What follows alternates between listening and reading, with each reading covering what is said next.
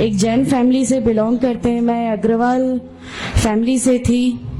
میرا پرانا نام مانسی اگروال تھا, اور میرے ہسبینڈ نے جب اسلام قبول کیا تو میرے لیے میری لائف کا بہت ایک شاکنگ انسیڈنٹ تھا. میں نے فرسٹ ٹائم کسی کو پہلی بار دیکھے, میں نے کسی کو نماز پڑھتے ہوئے دیکھا. میں نے اچانک یہ اکثر کر کے ایک پرٹیکولر ٹائم ہوتا تھا اور یہ گھر سے کہیں چلے جاتے تھے, اور میں ان سے پوچھتی تھی کہ آپ کہاں جاتے ہیں, تو یہ ریپلائی کرتے تھے this is none of your business, you have to do your job. تو میں بھی خاموش ہو جاتی تھی. باقی میرے فادر ان لا سے اکثر ان کی ڈیبیٹ اور سب کچھ ہوا کرتا تھا, بٹ مجھے نہیں سمجھ میں آتا تھا کہ یہ ڈیبیٹ کیا ہے, یہ لوگ کس بات پہ اتنا زیادہ, مطلب ان کا ڈیبیٹ اتنا ایگریسو موومنٹس پہ کیسے آ جاتا ہے. تو باقی پھر ایک دھیرے دھیرے جب مجھے یہ اسلام کے پہلے تو یہ لوگ نہیں بتائے, بٹ فرسٹ ٹائم جب میں نے ان کا فجر کی نماز تھی اور اچانک میری نیند کھلی اور میں نے ان کو نماز پڑھتے ہوئے دیکھا. میں نے ان سے پوچھا کہ آپ کیا نماز پڑھ رہے ہیں, کیونکہ صرف ٹیلی ویژن پہ دیکھا تھا کہ ہاں ایسے جو کرتے ہیں وہ نماز کے ایکشنز ہیں. میں نے ان سے پوچھا کہ آپ نماز پڑھ رہے ہیں, انہوں نے کہا کہ ہاں میں نماز پڑھ رہا ہوں. میں نے بالکل دیر نہیں کی میرے فادر ان لا کو بتانے میں.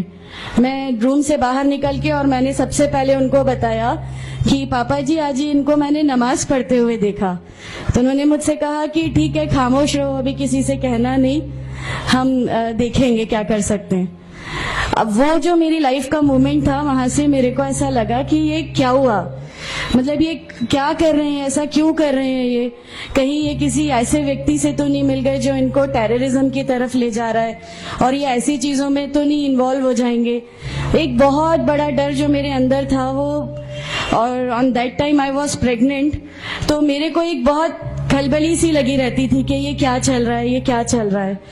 پھر دھیرے دھیرے کر کے جب میں ان کی بکس وغیرہ جو المیرا میں رکھی رہتی تھیں وہ میں پڑھنے لگی اور ڈھونڈنے لگی. یہ چھپا کے رکھا کرتے تھے, اور مجھے جب بھی کوئی بک ملتی تھی تو پھر میں اس کو پڑھنے لگی.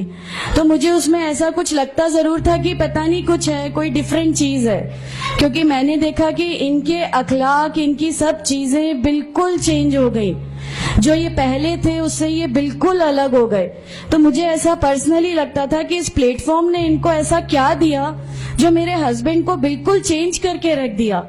مطلب الحمدللہ یہ اس سمے کوشش کرتے تھے کہ جو نبی کی سنتیں ہیں, جو ہمارے نبی صلی اللہ علیہ وسلم نے کیا, اپنی وائف کی مدد کرنا, اپنی وائف کے ساتھ کس طرح اس کے حقوق کی ادائیگی کرنا, یہ سب کچھ وہاں الحمدللہ کرنے لگے. اور مجھے جو ان کا یہ ڈراسٹیکل چینج تھا, جو ان کو اس پلیٹ فارم پہ آئے ہوئے 6 months یا 1 year ہوا ہوگا, وہ دیکھ کے میرے لیے ایک بہت بڑا ایک سرپرائز تھا کہ یہ کیا ہوا. پھر اس کے بعد مجھے لگا کہ نہیں, میں بھی اب اس کو جانتی ہوں, میں بھی اب پڑھوں گی. اور پھر میں اپنے فادر ان لا اور ان کی ڈیبیٹ سننے لگی. تو جینزم میں گاڈ کانسیپٹ ہے ہی نہیں. ہر وہ ویکتی جو بہت زیادہ علم حاصل کر لیتا ہے, بہت زیادہ نالج حاصل کر لیتا ہے, تو وہ ایک لمٹ پر آ کر نعوذ باللہ گاڈ کا وہ مقام حاصل کر لیتا ہے, اور لوگ اسی کی پھر پوجا کرنے لگتے ہیں, اسی کی ورشپ کرنے لگتے ہیں. تو میرے دماغ میں اگروال فیملی سے تھی, تو میرے دماغ میں تھا کہ نہیں, ہمارے جو بھگوان ہیں وہ 3-4 ہاتھ والے ہیں, ان کا کیا ایک ہی گاڈ ہے جس کو جا کے آپ کو پوجنا ہے. تو نہیں, میں ان سے تو کچھ نہیں مانگوں گی, 3-4 ہاتھ والے بھگوان ہی ہوتے ہیں, یہ نہیں کچھ وہ ایسا رکھتے.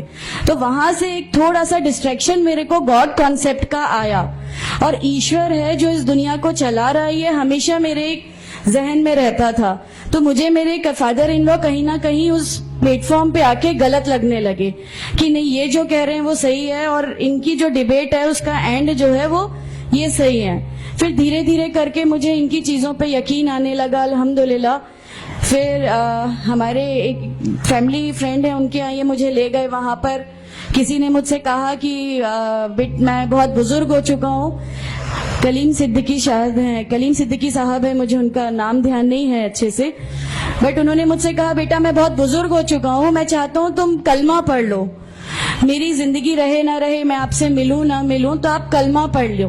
تو الحمدللہ میں نے کلمہ پڑھ لیا. کلمہ پڑھنے کے بعد بھی جب ہم گھر لوٹ رہے تھے تو میں نے ان سے کہا کہ میں نے صرف ابھی کلمہ پڑھا, ابھی آپ یہ مت سمجھیے گا کہ میرے کو سب سمجھ میں آ گیا اور میں اس چیز کو مان لوں گی. انہوں نے کہا نہیں, تمہاری مرضی, کسی میں کوئی فورس نہیں ہے. تو الحمدللہ اللہ تعالیٰ کا احسان ہے, اس کلمے کی طاقت تھی. اور یہ ہمیشہ کہتے تھے تمہیں کوئی دعا مانگنی ہے تو تہجد میں مانگا کرو. تہجد کا جو ٹائم ہوتا ہے وہ بہت قیمتی ہوتا ہے اور اس میں اللہ تعالیٰ سب کی دعائیں قبول کرتا ہے. انہوں نے مجھے ایک دعا سکھائی تھی کہ تم ایک دعا مانگو کہ یا میرے رب, اگر میرا ہسبینڈ غلط راستے پر ہے تو اس کو صحیح راستے پہ لے آ, اور اگر میں غلط راستے پہ ہوں تو مجھے صحیح راستہ دکھا دے. الحمدللہ میں یہ دعا کنٹینیو مانگتی تھی. ایک بار میری نیند الحمدللہ تہجد میں کھلی اور بس میں نارمل جیسے ایک دھیان کرتے ہیں ویسا میں بیٹھ گئی اور اپنے آپ اچانک دل چاہا کہ بس سجدہ کروں. میری زندگی کا وہ پہلا سجدہ تھا اور اس بہت لمبا سجدہ تھا, اور اس سجدے میں نے میرے رب سے کیا کیا مانگ لیا مجھے بھی نہیں یاد ہے. اور اس سمے مجھے ایسا فیل ہو رہا تھا جیسے اللہ تعالیٰ خود مجھ سے بات کر رہا ہے, اللہ میرے سوالوں کا جواب خود دے رہا ہے. الحمدللہ بس اس کے بعد تو ایسا لگا کہ نہیں, اسلام حق ہے اور اسلام پہ ہی چلنا ہے. اس کے بعد پھر بہت ساری پریشانیاں لائف میں آئیں, سب کچھ آیا, بٹ الحمدللہ اللہ کا احسان ہے کہ اللہ تعالیٰ نے ہر پریشانی, ہر چیز کو ایسے لے لیا کہ ہم لوگوں کو کبھی احساس ہی نہیں ہونے دیا کہ یہ کوئی پریشانی تھی. ایسا لگا کہ اللہ کی پوری راہ میں ہم لوگوں کو ریوارڈ ہی ملنا ہے اس چیز کا, اور اللہ ہمیں اس کا ریوارڈ ہی دیتا چلا جائے گا. الحمدللہ بس اس سمے سے شروعات ہوئی تھی دین اسلام کی. الحمدللہ آگے چل کے پریشانیاں, تکلیفیں ہر ریورٹ کی زندگی میں آتی ہیں, لیکن میں ہر ریورٹ بہن سے یہ کہنا چاہتی ہوں کہ اللہ کی خاطر آپ لوگ اس دین میں آئے ہیں, کسی اور چیز کے لیے نہیں آئے. تو اللہ کی خاطر ان پریشانیوں کو بھی جھیلیے, اللہ کی خاطر جھیلیے. اللہ تعالیٰ اگر آپ لوگوں سے, ماشاءاللہ میں جب گھر سے نکلی, جب ہمارے فادر ان لا نے ہمیں گھر سے نکالا, میرے بچے کی, چھوٹا بچہ تھا, چھوٹے والے کی صرف ایک دودھ کی بوتل تھی, اس کے علاوہ کچھ بھی نہیں تھا. میں جاب کرتی تھی, میں نے اپنے چھوٹے بیٹے کو ماں کے یہاں چھوڑ کے جایا کرتی تھی. میرے ممی پاپا بہت زیادہ مطلب ہم لوگوں سے ڈیٹیچ نہیں ہوئے تھے, ایک محبت تھی ان کو ہم سے, تو اس محبت کے کارن مطلب ان لوگوں نے کبھی ہمارا اس لیول تک اپوز نہیں کیا جو ان لاز کی طرف سے آیا. تو جب میں میرے مائکے گئی اور میں نے اپنے بچے کو لیا اور میں نے کہا کہ ماں ہم نے وہ گھر چھوڑ دیا, ہمیں اس گھر سے ان لوگ نکالے, ایسا کر کے